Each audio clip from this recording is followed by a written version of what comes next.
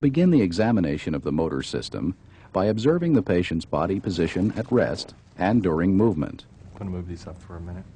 Also, watch for involuntary movements. Can I see your hands? Next, assess muscle characteristics, beginning with muscle bulk. To do this, carefully inspect the muscles of the shoulders, arms, hands, thighs, and legs, noting any atrophy. Let me do all the work here. Then, evaluate the patient's muscle tone or resistance to passive stretch. Encourage the patient to relax. Then take one hand in yours and, while supporting the elbow, flex and extend the patient's fingers, wrist, elbow, and shoulder in one coordinated movement.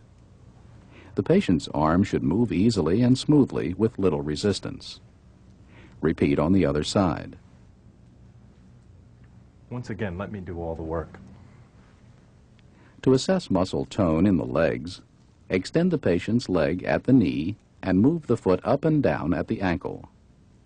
Note the patient's resistance to your movements. Assess muscle strength using force compatible with the patient's strength. Usually, the patient's dominant side is stronger than the non-dominant side. Begin by testing flexion and extension at the elbow by having the patient pull and push against your hand. Straighten it out, push away. Bend your fist back. Next, test extension of the wrist. Make a fist. Bend your fist back. Around my fingers. Now test the patient's grip. Cross your middle and index fingers to protect them. Good. Then ask the patient to squeeze as hard as possible while you try to remove your fingers. Normally, you should have trouble removing them. Continue testing muscle strength by asking the patient to turn his palm down and spread his fingers. Check abduction by trying to force them together.